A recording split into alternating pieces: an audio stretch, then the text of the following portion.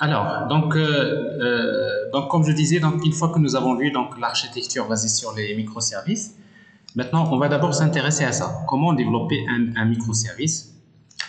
Alors, pour développer un microservice, donc, on va utiliser Spring Boot. On va voir un exemple de démo. Supposons je veux créer un microservice qui permet de gérer des produits. Alors, donc, je veux gérer des produits.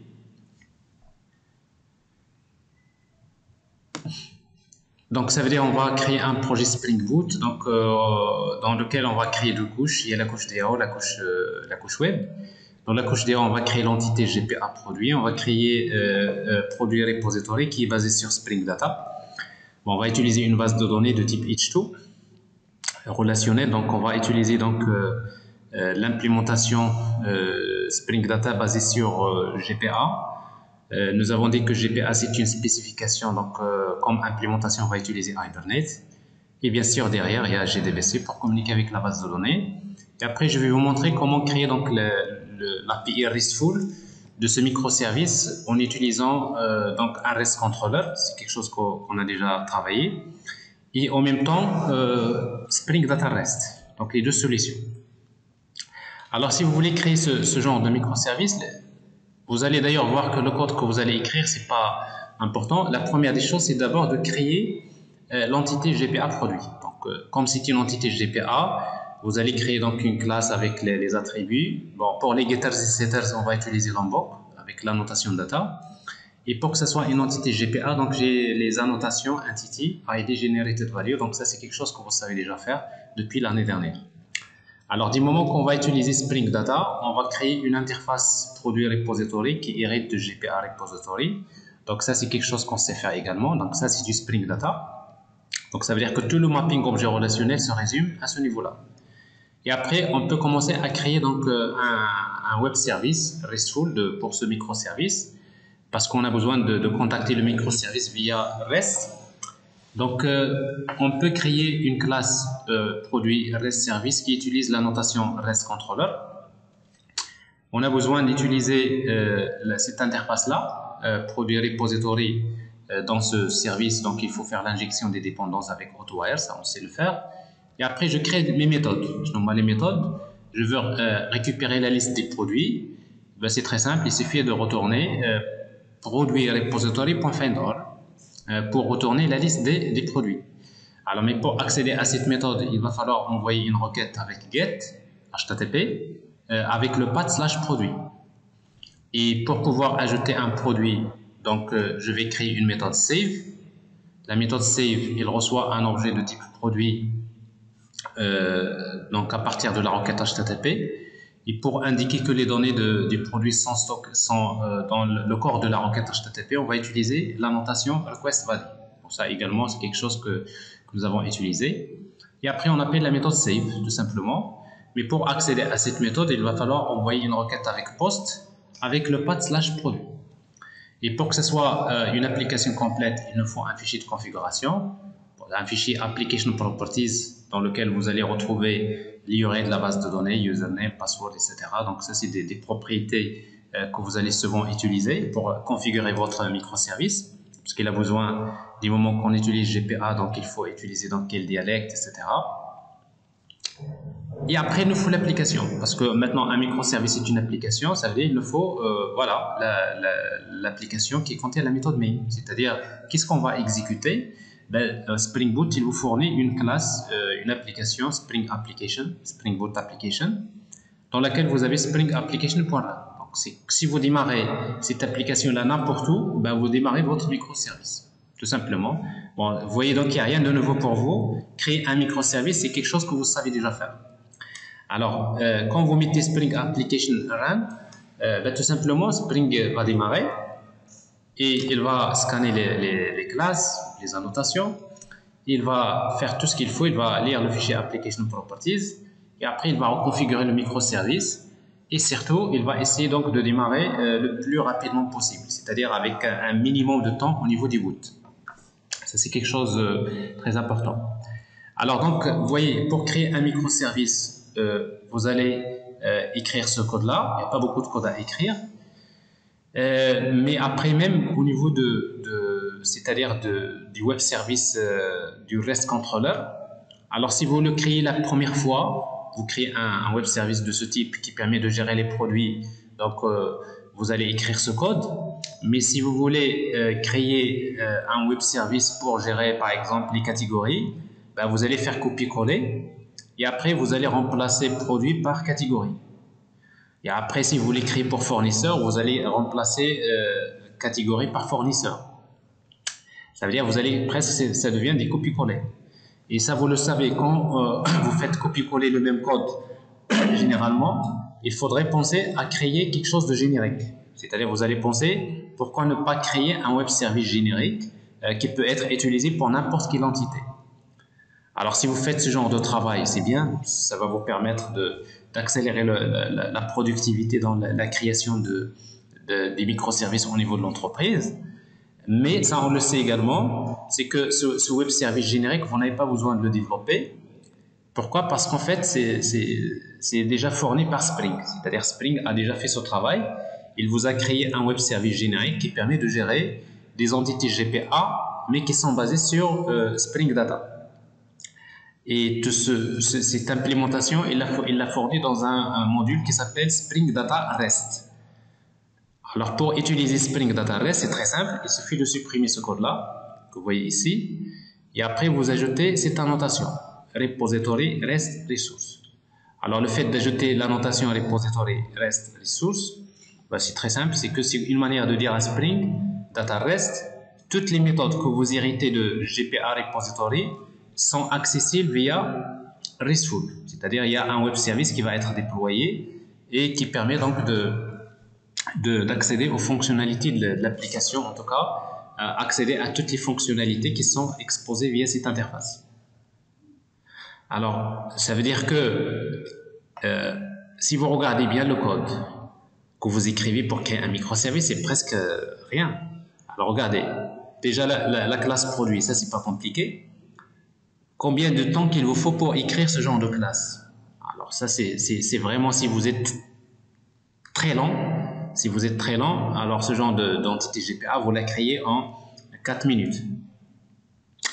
Vous êtes lent, c'est-à-dire vous tapez, en fait, vous essayez d'écrire du code avec vos deux doigts et après, à chaque fois, vous attendez du temps. Donc ça, c'est quelque chose que pratiquement qu'on peut faire facilement. Créer cette interface-là, la même chose, ça ne prend pas beaucoup de temps, il n'y a pas beaucoup de code à écrire, il faut juste comprendre la structure et c'est tout. Regardez, je crée ça, je démarre l'application, j'ai un microservice. Ben alors, si vous arrivez à développer un microservice en 5 minutes, ça veut dire que si vous avez une application qui contient une centaine de microservices, vous pouvez les développer en parallèle et vous pouvez imaginer la productivité. C'est-à-dire ça va être très, très, très intéressant en termes de productivité. Mais sauf que dans la pratique, généralement, dans le microservice, il n'y a pas que ça. Parce que dans le microservice, il y a la partie donc, fonctionnelle, c'est-à-dire la couche métier. Parce que parfois, il y a des opérations, des algorithmes qu'il faut exécuter dans la couche métier du microservice. Et dans ce cas-là, vous aurez besoin de créer la couche service. Et si vous créez la couche service, ça veut dire que pour pouvoir accéder aux fonctionnalités de la couche service, dans ce cas-là, on ne peut pas utiliser Spring Data REST. Donc, il faut utiliser REST Controller. Ça veut dire que dans la pratique, vous avez besoin d'utiliser les deux. Donc, vous utilisez Spring Data REST pour toutes les opérations classiques de gestion des données. Donc, si vous voulez directement, à partir du REST, de la requête, vous voulez accéder directement à la base de données via des opérations de type insert, update, delete, select, etc. Alors, dans ce cas-là, on peut utiliser donc Spring Data REST, mais si vous voulez déclencher des traitements dans l'application, dans la couche service, donc il faut donc créer ces opérations dans REST Controller. Donc voilà. Alors maintenant, je vais faire, je vous fais donc la démo. Alors ici donc j'utilise donc les DE IntelliJ. Donc je vous recommande cette année que tout le monde utilise les DE IntelliJ parce que c'est un peu les DE qui est utilisé par les entreprises et tant plus qui est aussi complet. Donc, vous utilisez la version Ultimate de IntelliJ. Alors, si vous faites ça, vous pouvez créer un projet de type Spring Initializer. Bon, Spring Initializer, c'est un projet Spring. Ici, donc, j'utilise Java 8. Alors là, si vous installez des nouvelles versions de Java, il faut faire attention parce que Java 9 et 10, c'est à éviter. À la rigueur, vous utilisez Java 11 ou bien Java 13. Donc, ce qui fait que Java, depuis qu'il a été racheté par Oracle, Oracle est en train de faire du minage dans Java. Donc, ce qui fait que les entreprises, il faut savoir une chose, c'est que les entreprises, généralement, dans la majorité des projets, c'est toujours Java 8 qui est utilisé. Donc, ça, c'est une certitude. Donc, ça veut dire que je vous recommande, même si vous avez différentes versions de Java, essayez quand même de garder Java 8 dans votre environnement parce qu'on va créer le projet en utilisant le JDK 1.8. Next. Alors maintenant, je vais créer voilà, donc je vais utiliser MA par exemple comme groupe ID MA.N7, démon microservice par exemple MSS microservice. Là, j'utilise donc Java 8. Next. Et après, je choisis les dépendances. Alors pour les dépendances, j'ai besoin d'utiliser donc Spring Web. J'ai besoin d'utiliser donc Spring Data GPA. Ça, c'est important. Et si vous voulez utiliser Spring Data REST, vous utilisez REST Repositories. REST Repositories. Alors, ça, c'est ce qu'il faut pour un minimum pour notre microservice. Ici, donc, quelle base de données qu'on va utiliser? C'est H2. On va utiliser In-Memory Database. Et quoi d'autre? On va utiliser maintenant les indispensables, les classiques comme Lombok, parce que là, c'est pour tout ce qui est les getters et setters. Et DevTools, c'est très important comme outil de développement pour faciliter en quelque sorte de développer l'application. Il vous offre un certain nombre d'outils pour le développeur qui sont très utiles. Alors, donc ça, c'est les dépendances dont j'aurai besoin. Et après, donc, je vais créer le projet.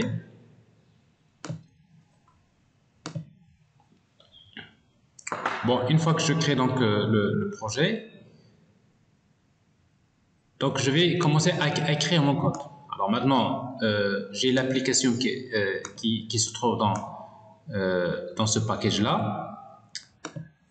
Alors pour créer mon microservice, donc je vais créer l'entité. Alors juste pour faciliter la démo, je vais écrire tout le code dans le même fichier. C'est pas recommandé, c'est-à-dire normalement on a vu que chaque classe, chaque interface, il faut la créer dans un fichier séparé. Mais ici donc je vais faire plus simple.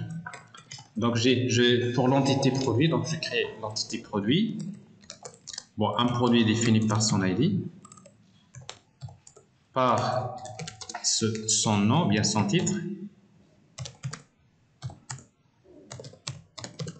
par le prix, par la quantité,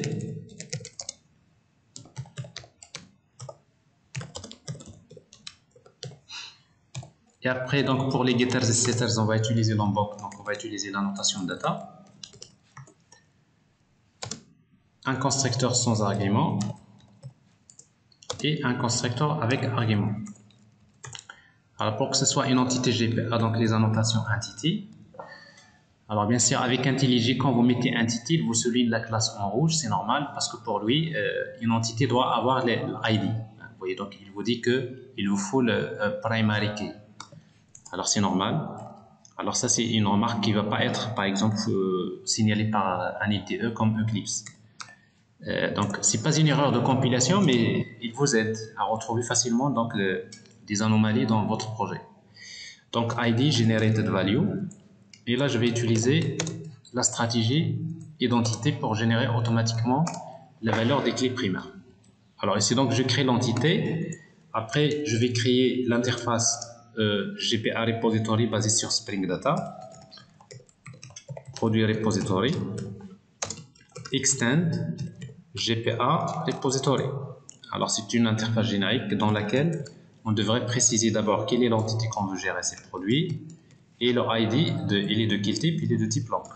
Et c'est fait. Et après, vous pouvez commencer à faire le premier test. Pour cela, on va créer une... Donc, quand l'application démarre, je veux insérer des données dans la base de données. Donc, je vais créer une méthode qui permet de retourner un objet command line runner et qui permet de retourner une expression lambda qui va exécuter ces traitements suivants. Alors, j'ai besoin, pour que cette méthode s'exécute au démarrage, il vous faut utiliser la notation bin. Ici, donc, je vais injecter l'objet produit repository. Je vais lui demander de m'injecter un objet de type produit repository que je vais utiliser pour insérer des données dans la base de données. Donc, produit repository.save. Donc, new produit. Alors, ici, le ID est nul. Donc, le produit ordinateur avec le prix, avec la quantité. Alors, je vais insérer deux autres produits.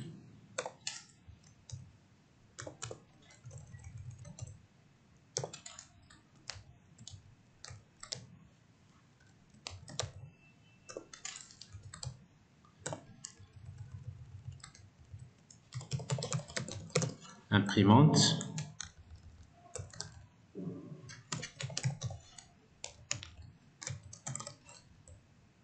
Et un smartphone.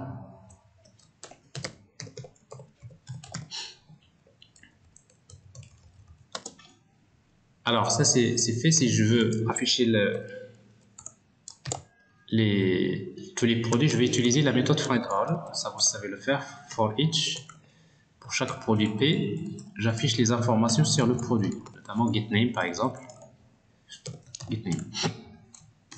Alors ça c'est fait. Alors si vous voulez tester, il suffit donc de regarder le fichier ressources, plutôt le fichier application properties, dans lequel on a besoin de spécifier quelle base de données. Donc avec la propriété Spring Data Source URL, on va utiliser la base de données GDBC H2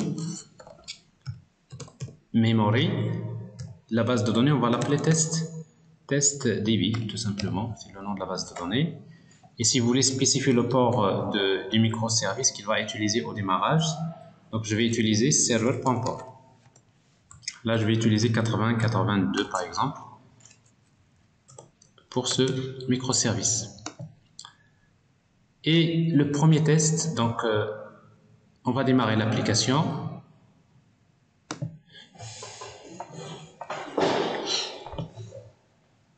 Comme premier test. Alors, vous voyez donc ici, donc c'est quelque chose que vous avez l'habitude de faire, plutôt. Vous voyez donc pour le moment, le code qu'on a écrit, c'est ça. Il n'y a pas beaucoup de choses.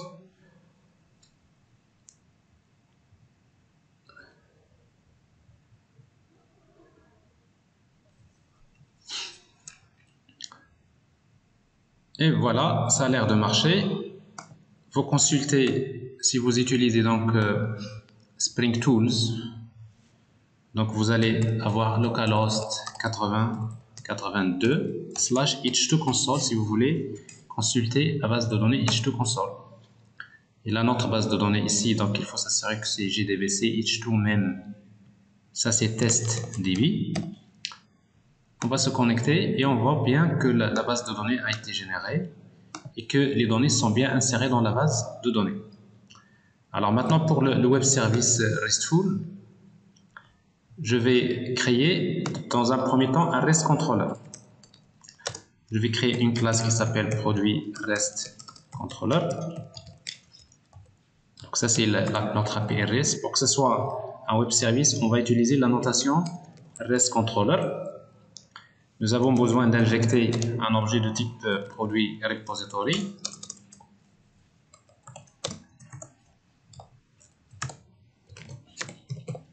J'utilise toujours AutoWired, même s'il est déprécié, parce qu'en fait, on peut également faire l'injection via le constructeur. D'ailleurs, si vous faites AutoWired, parfois, il y en a ceux qui me posent la question, il me dit field injection is not recommended. C'est-à-dire, l'injection via AutoWired, via les champs, n'est pas recommandée.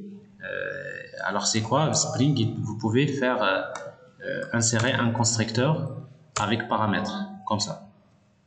Ça, c'est beaucoup mieux. C'est-à-dire que ici, voilà, il injecte directement par constructeur. Ça, c'est plutôt plus recommandé pour l'injection des dépendances. Alors, mais quand même, je vais garder toujours AutoWare pour garder le code que nous avons l'habitude d'utiliser. Alors, je veux consulter la liste des produits. Donc, avec REST, donc j'ai besoin de retourner tout simplement produit repository.findAll. Alors, pour accéder à cette méthode, je vais envoyer une requête avec get. Donc, j'utilise getMapping avec le path égale slash. Si je respecte la norme REST, je dois mettre ici slash produit. Et après, si je veux consulter un produit sachant son ID, donc je vais mettre un get slash produit slash ID. Alors, dans ce cas-là, le produit, c'est ce qu'on appelle un path parent. Donc, ici, la méthode va retourner un produit. Je vais l'appeler get1. Elle reçoit un objet de type ID. Mais pour indiquer ce ID-là, c'est le ID que vous avez dans le path, on va utiliser la notation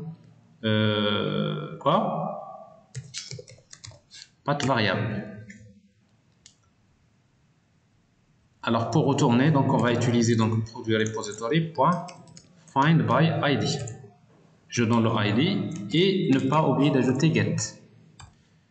Alors ici, donc, je peux redémarrer et je peux tester que le web service, d'ailleurs, vous remarquez toujours, d'ailleurs, avec Spring Boot, quand vous démarrez, il démarre, parce que là, je suis dans un environnement prod, etc. Vous trouverez toujours ce terme voilà, le boot. Alors là, il a pris 4 secondes pour démarrer, mais c'est beaucoup, 4 secondes. Mais si vous êtes normalement dans une machine prod, avec si vous enlevez DevTools, parce qu'en fait, après, en prod, DevTools, il faut l'enlever. Mais après, on va voir que le boot, normalement, c'est l'ordre de secondes, parfois des microsecondes. Alors, donc ici, pour voir un peu ce que nous avons fait, si vous appelez localhost 8082/produit, vous allez voir la liste des produits.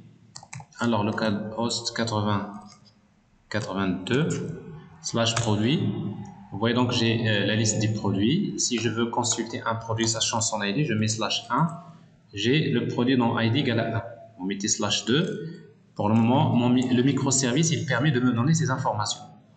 Alors après, je vais ajouter les autres méthodes pour enregistrer un produit. Alors pour enregistrer un produit, donc je vais utiliser la méthode save. Le path c'est /produit. Alors ça, si je respecte la norme RESTful, c'est comme ça. Et cette fois-ci, je reçois comme paramètre un objet de type produit.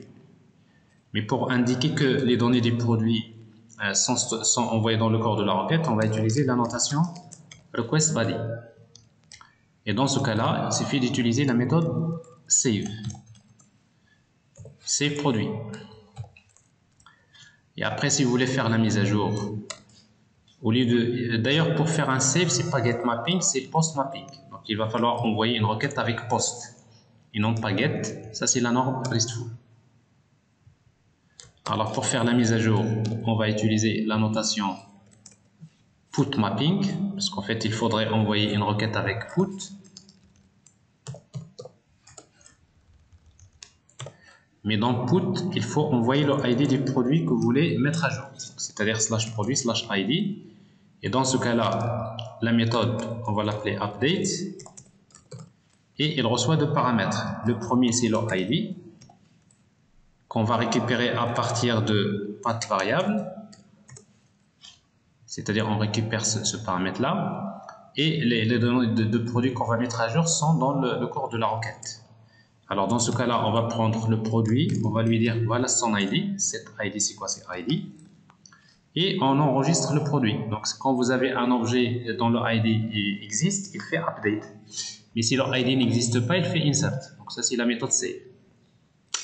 Et après, la dernière méthode, c'est delete. Alors, pour supprimer un produit, je vais utiliser delete mapping. Le path, c'est toujours /produit /ID. La méthode s'appelle delete. Ici, je n'ai pas besoin de retourner quoi que ce soit, donc je peux utiliser void. Et je reçois le ID uniquement sous forme de path variable. Et dans ce cas-là, je vais tout simplement appeler la méthode delete by ID. Donc, produit repository.delete by ID. Et on va spécifier le ID ici. C'est fait.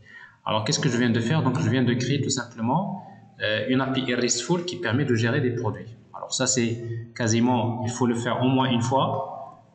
Et après, par la suite, c'est des choses qui deviennent des copier-coller pour chaque entité que vous allez créer. Et après, on va voir qu'avec Spring Data, REST, on n'a pas besoin d'écrire ce code. Donc, je redémarre et je reteste. Alors, pour tester donc, tout cela, alors ici, pour tout ce qui est get, bon, il n'y a pas de problème, on peut tester avec ça. Mais si vous voulez tester les opérations de type post, put, delete, ben, il vous faut un outil comme par exemple Advanced REST Client. Par exemple, c'est une extension Google Chrome que vous pouvez installer. Si vous l'avez installée, vous pouvez la lancer. Et vous pouvez également utiliser d'autres outils comme Postman, etc. Comme SoapUI également. Donc, si vous faites ici, j'appelle 8082, j'envoie avec get 8082. Alors, si je fais un get, je vois donc les produits. Si je consulte un produit, sachant son ID, ça marche également. Si je fais un post vers / produit, alors quand je vois un post, il faut juste noter que dans le reste, il y a deux headers qui sont très importants, qu'on envoie dans les requêtes. Le premier, c'est content type. Alors là, ici, c'est application JSON. Et le deuxième, c'est... Alors, c'est pas... Attends, headers.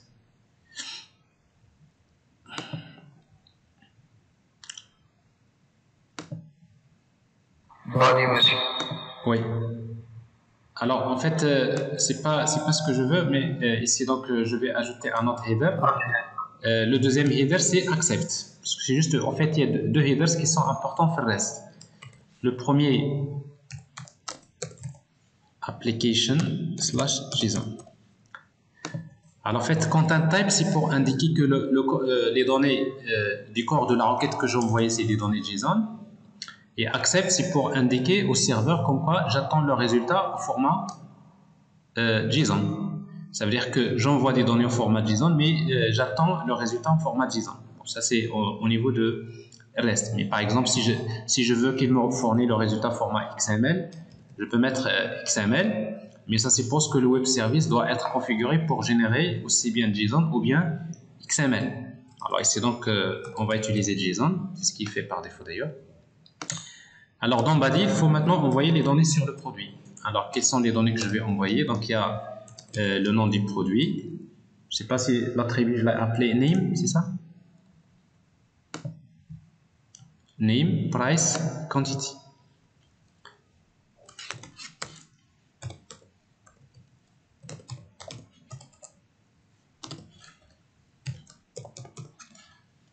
Et la quantité. Alors, il faut respecter le format JSON comme ça. Send. Alors, le produit est ajouté, il est là. J'ajoute un deuxième. Send. Ça marche, il n'y a pas de souci. Alors, donc, si je fais à nouveau un get, je peux voir les données, elles sont là. Si je fais un put update, je dois mettre à jour, par exemple, je veux mettre à jour le produit dans ID égale à 2. Et après, il faut envoyer ici donc les informations sur le produit. Alors, je voudrais mettre à jour, par exemple, les informations du produit. Et ce que je veux mettre à jour, c'est name, par exemple. Ici, je veux mettre, par exemple, M. Et après, le prix, je peux le mettre à jour avec la valeur telle. Et la quantité et la valeur. Alors ça c'est price. Ouais. Alors price. Alors vous voyez déjà, vous remarquez que ça passe. Mais si je regarde le prix qu'il a pris, bon, du moment que je n'envoie pas le prix, il met la valeur par défaut, c'est 0. Donc il a écrasé l'ancienne valeur ici. Alors ça, c'est la mise à jour, update. Alors maintenant, si vous consultez également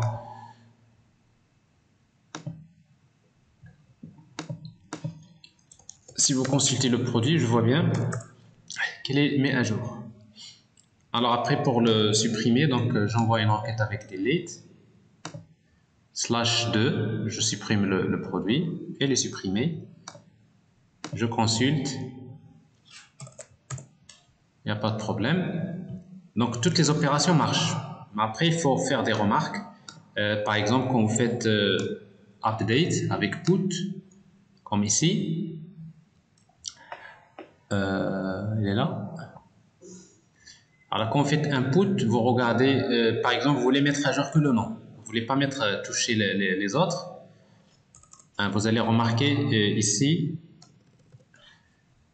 que avec ce qu'on vient de faire, ça marche pas parce que en fait, il va écraser les autres données. Vous voyez, donc déjà bon ici c'est le 6 parce que le 2 n'existe pas. Problème parce qu'il a fait insert, il n'a pas fait update. Mais si vous mettez par exemple, vous voulez mettre à jour le 3, ben, il fait bien update, mais quand vous remarquez les données ont été écrasées. Il a changé le nom, mais les autres, il a pris les valeurs par défaut. Donc, ce qui fait que quand vous faites put, généralement, si on veut mettre à jour tous les attributs de l'entité, mais si vous voulez faire, par exemple, mettre à jour que un attribut particulier, généralement, on va utiliser patch. Alors, en fait, patch, c'est en fait, dans le reste, il est utilisé quand on veut mettre à jour qu'un seul attribut. Voilà, un seul ou quelques attributs, c'est-à-dire il ne va mettre à jour que les données que vous avez envoyées. C'est encore plus intéressant, mais à condition, dans notre web service, d'ajouter également une autre opération avec patch mapping. Et après, il faut écrire son code.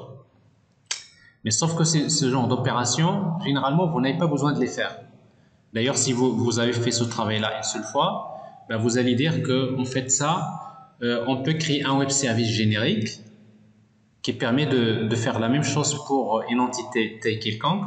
Au lieu de dire produit, vous pouvez mettre un type T. Et après, vous dites votre contrôleur, il est générique parce qu'il reçoit un type T, etc. Donc, tout ça, vous pouvez faire quelque chose de générique que vous pouvez appliquer à n'importe quel type d'entité. Alors, sauf que ce que je viens de dire tout à l'heure, c'est que vous n'avez pas besoin de faire ça. Pourquoi? Tout simplement parce qu'il y a Spring Data REST. Alors, Spring Data REST, donc ce qui vous permet, c'est de dire que ça, finalement, ça, vous n'avez pas besoin. Alors, tout ça, je le supprime. CTRL X, hop, je n'ai pas besoin. Et pour créer notre web service, il suffit d'utiliser repository REST resource. Et c'est tout. Ça veut dire que toutes les opérations que vous avez dans l'interface, que vous avez ici, c'est des opérations qui sont accessibles via un web service RESTful qui est générique, qui est fait pour ça. Et après, si vous faites ce travail-là, d'ailleurs, ce qu'on va faire, c'est que, d'abord pour montrer que on va désactiver ça, ce web service, je mets juste ça en commentaire. Bon, c'est-à-dire ce n'est plus un REST controller, donc il va l'ignorer.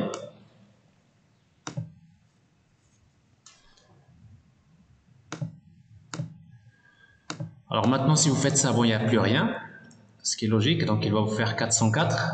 Donc là, il n'y a pas de web service parce que je l'ai désactivé. Et après, je vais utiliser Spring Data REST avec repository REST resource. Alors si je fais ça,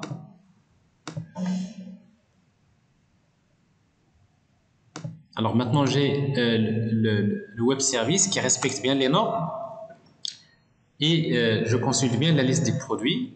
Et c'est encore mieux parce qu'en fait Spring Data REST, il utilise les bonnes pratiques. Alors parmi ces bonnes pratiques, c'est que quand vous lui demandez je veux tous les produits, la liste des produits, mais il vous envoie une page, c'est ce qu'on appelle page model. Alors page model, ça veut dire que si vous avez des milliers de produits dans la base de données, ben, il ne va pas vous envoyer tous les produits, ce qui n'est pas bon, il va vous envoyer page par page. D'ailleurs, si vous remarquez, dans ce format JSON, il vous envoie un objet JSON qui contient un élément embedded dans lequel on trouve la liste des produits. Et là, je trouve mes produits. Et à la fin, il vous dit qu'au finalement, il vous a envoyé une page qui contient 20. Par défaut, c'est 20. C'est-à-dire, après, on peut changer. Mais ici, parce qu'on n'a pas 20, donc on n'a que 3, donc il a envoyé les 3 qui restent. Il vous dit total element, il y en a 3. Total pages, il y a une seule page. Le numéro de la page, c'est 0. Et après, si vous voulez spécifier la page, vous mettez point d'interrogation page égale à 0, and size égale 2. Alors là, c'est-à-dire vous lui dites, je veux la page 0, mais dans la page, je veux que 2 produits. Vous voyez, donc il vous envoie que 2 produits. Et après, si je veux la page suivante, donc je vais lui demander de me donner la page 1. Là, donc Spring Data REST contient déjà ça. C'est-à-dire les paramètres. À chaque fois, quand je consulte une liste de ressources, et finalement, je consulte la notion de page. C'est très important parce que si vous faites un find all, ça n'a pas de sens. Parce que quand vous avez des milliers de données, bon, ils vont être postés, ce qui n'est pas bon. Alors, si vous mettez la liste donc on a la page 0, je veux la page 0 size égale à 20. Et si vous voulez faire un trait, vous pouvez ajouter sort. Je vais trier par exemple par rapport name, virgule, ascendant. Donc il me donne les résultats triés par nom. Alors je vais trier par price, ascendant. Ils sont triés par le prix ascendant. Ou bien encore, je veux trier par prix descendant. Et donc le plus cher, il est là. Et après, donc ça veut dire que tout ce qui est la pagination et le tri, c'est quelque chose qui est intégré dans Spring Data REST. Alors maintenant, ce format JSON que vous voyez là, c'est un format un peu particulier qui a un nom, qui s'appelle ATOS. Alors ATOS, en fait, c'est en quelque sorte, c'est ce format-là, c'est Hypermedia as the engine of application state. Alors en fait, c'est quoi ça? En fait, c'est des formats JSON qui est utilisé pour échanger les données entre les applications. Bon, c'est un format JSON c'est une norme qui est assez connue et il est c'est-à-dire il est autodescriptif. D'ailleurs, vous pouvez le remarquer quand vous recevez un produit, vous voyez donc pour chaque produit vous avez les attributs, mais en même temps vous avez ce qu'on appelle links. Alors les liens entre les ressources, c'est une règle qui fait partie de la norme RESTful. Ça veut dire que si vous avez un produit qui appartient à une catégorie, il va vous envoyer le lien qui permet de consulter la catégorie de ce produit. Et ça, c'est très utile pour l'application. Alors, je pense que vous avez déjà manipulé dans le projet que vous avez travaillé l'année dernière, des choses comme ça.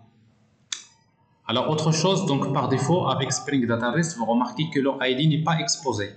Parce que je vois name, price, quantity.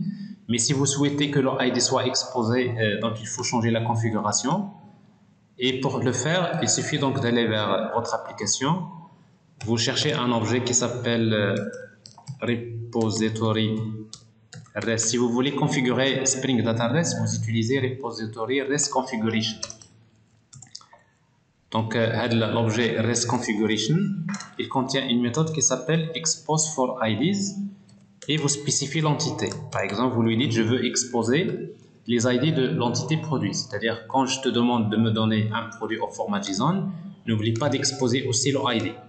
Donc, si je redémarre, alors si je redémarre, donc, vous voyez donc la liste des produits, je vois maintenant le ID il est exposé. Alors, ça c'est donc comment, c'est-à-dire Spring Data REST, il vous donne ça, mais après, par la suite, vous avez le moyen d'utiliser ce qu'on appelle les projections. Alors, quand vous récupérez la liste des produits, il vous donne tous les attributs de produits. Mais imaginez si vous avez la table produit contient une centaine de colonnes. Là, il va vous envoyer toutes les valeurs de toutes les colonnes, c'est-à-dire toutes les centaines d'attributs. Et après, par exemple, pour l'application web ou bien l'application mobile, parfois vous n'avez pas besoin de tous les attributs. Vous avez besoin uniquement de quelques attributs de la ressource. Alors, typiquement, ça c'est une limite dans le REST, mais avec Spring Data REST, il prévoit quelque chose qui s'appelle les projections. Alors, si vous voulez créer une projection, il suffit de créer une interface.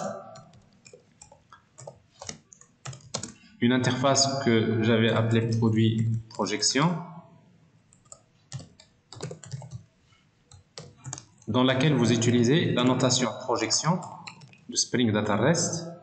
Name, vous lui donnez un nom. Par exemple, ça c'est pour la projection mobile, par exemple pour une application mobile. Et après, il va s'appliquer à quel type? C'est le produit.class. Ça veut dire quoi? C'est comme si vous lui dites, à chaque fois, si je te demande de me donner les résultats avec la projection qui s'appelle mobile, ben, tu me retournes par exemple que string getName. Donc j'utilise ici le getter, l'attribut. Bon, ça suppose que l'attribut name se trouve dans la classe produit, c'est-à-dire ce getter là devrait se trouver dans cette classe. Donc il faut bien écrire l'orthographe. Alors si vous faites ça, ça veut dire que je peux par exemple ajouter une autre projection. Je lui dis par exemple pour la projection web, tu me donnes, et si je l'appelle projection 2, tu me donnes le nom et tu me donnes par exemple price. Get price.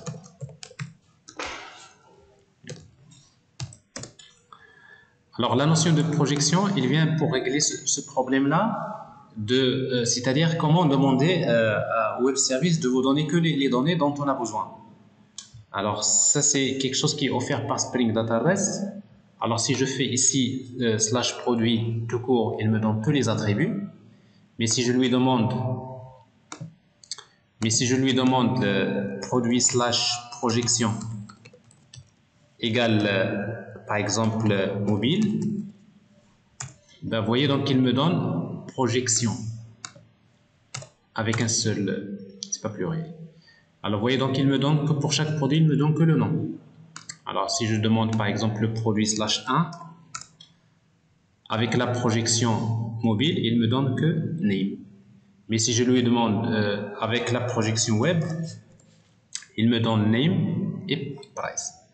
Alors vous voyez donc ici, donc, ça, vous avez un mécanisme qui est très important dans Spring Data REST qui vous donne la possibilité d'adapter le contenu de la ressource en fonction de la demande de l'utilisateur en utilisant un attribut projection. Alors ça, après, bon, vous allez voir qu'en fait, pour remédier à ce problème, généralement, si vous ne passez pas par des projections comme ça, donc il faut regarder donc GraphQL qui est fourni par Facebook et qui permet justement de donner une alternative à ça. Parce qu'en fait, avec GraphQL, qu'est-ce qu'il permet? Il permet dans la requête que vous envoyez vers le web service de demander, donne-moi les produits, mais je veux que le prix et la quantité. Donc après, bon, il va vous donner que le prix et la quantité. C'est-à-dire c'est l'utilisateur qui précise en quelque sorte ce qu'il veut. Mais avec, si vous voulez rester dans REST, mais avec une solution basée sur REST, sans utiliser GraphQL, parce qu'en fait GraphQL c'est autre chose, ben vous pouvez utiliser la notion de projection. Alors ça concerne les projections. Vous voyez donc ici, comment utiliser les projections. Alors la notion de projection, c'est comme dans le relationnel. Quand vous faites select étoile from, il vous retourne toutes les colonnes. Mais quand vous mettez select par exemple name, il vous retourne que le nom. Si vous mettez select name virgule price, il vous donne le nom et le price. Alors ça c'est les projections. Alors enfin, dans le Spring Data, vous pouvez toujours ajouter des méthodes de recherche, ça on sait. Par exemple, vous pouvez ajouter une méthode qui permet de retourner une page de produit. La méthode, vous l'appelez find by, par exemple, je veux chercher by name. Find by name contains string name, c'est-à-dire je veux faire la recherche des produits par nom. Et comme je retourne une page, donc je vais utiliser pageable, parce qu'en fait, ça c'est, j'envoie les informations sur la page. Donc pageable, mais pageable de Spring Framework. Alors si vous ajoutez une méthode ici, ben, automatiquement, il est accessible via REST. Ce qui est intéressant, Si je redémarre, je peux directement accéder à cette méthode-là. Alors, avec Spring Data REST, pour y accéder, donc je vais utiliser /products, produit, /find, search, d'abord. Alors, par défaut, Spring Data REST, il utilise search / l'opération. Alors, l'opération ici, je l'ai appelée find by name contains. Et j'ajoute point d'interrogation le paramètre name égal. Je vais par exemple ça, HP. Vous voyez donc qu'il vaut donc que les produits dont le name contient HP. Bon, c'est assez puissant, donc c'est très rapide à ce niveau-là. Alors après, si vous voulez, au lieu de mettre name, vous voulez mettre un paramètre, il faut utiliser la notation param. Ici, par exemple, n, ou bien keyword, KW. Et si vous ne voulez pas utiliser le nom, parce que parfois ça peut être très long, parce que c'est des names qui respectent la convention de Spring Data, vous pouvez utiliser la notation REST Resource. Et dans ce cas-là, vous utilisez path égale / par exemple by name. Donc au lieu d'utiliser ça, finalement j'utilise by name. Et le paramètre, j'utilise KW. Et c'est fait. Alors ici donc j'utilise /search. Ici d'abord je vais utiliser by name, point d'interrogation, KW égale par exemple HP. Et ça marche également. Ici je veux encore le résultat avec la projection, j'ajoute point d'interrogation, projection égale à web. Projection end.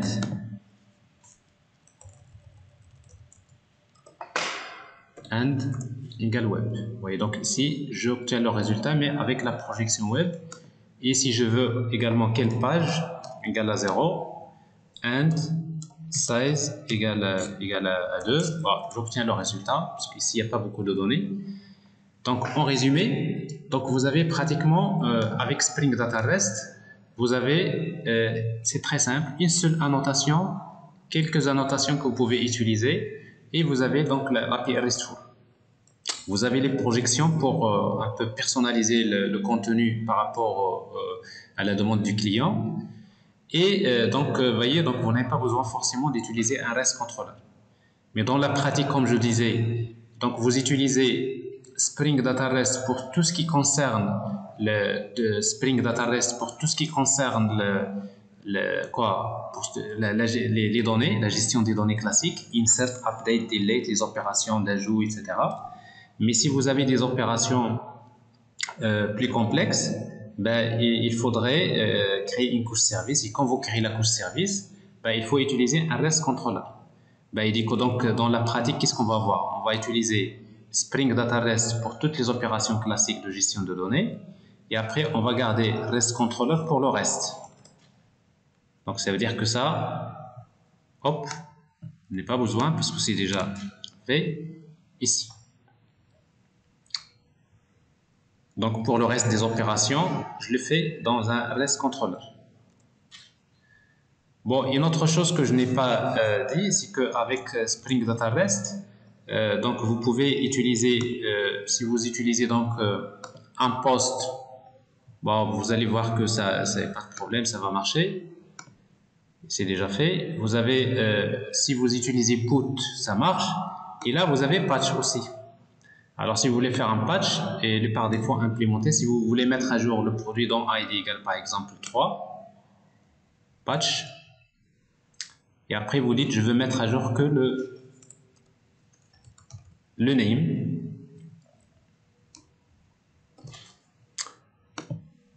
et vous avez fait quoi? Vous avez mis à jour le name, mais il n'a pas touché le prix, il n'a pas touché la quantité.